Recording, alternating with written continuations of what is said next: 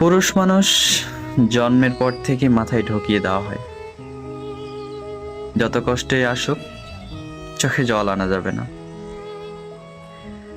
নারীরা হুটহাট করেই কেঁদে উঠতে পারে।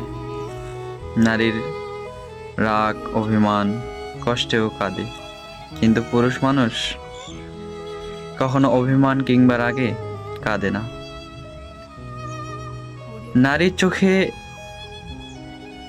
ছলনা থাকতে পারে, কিন্তু পুরুষের চোখে কখনো ছলনা থাকে না।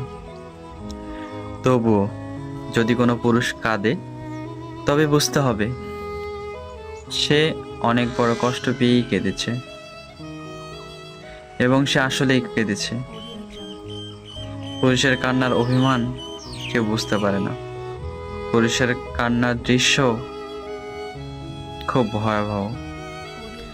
পুরুষের কান্নার কারণ তীব্র হয়, তবুও পুরুষ কাঁদে। পুরুষের কাদার চার দেওয়ালের ভিতরেই হয়, কেউ দেখতে পারে না। পুরুষ মানুষ কাঁদে সংসারের অনটনে, অভাবে, ভালো রাখতে না পারার অশান্তি, দিন শেষে মানসিক অশান্তির জন্যই কাঁদে। তবুও মানসিক শান্তির আশায় যত যাই কিছু আসুক কষ্ট করে যায়। এটাই পুরুষ মানুষের জীবন হয়তো।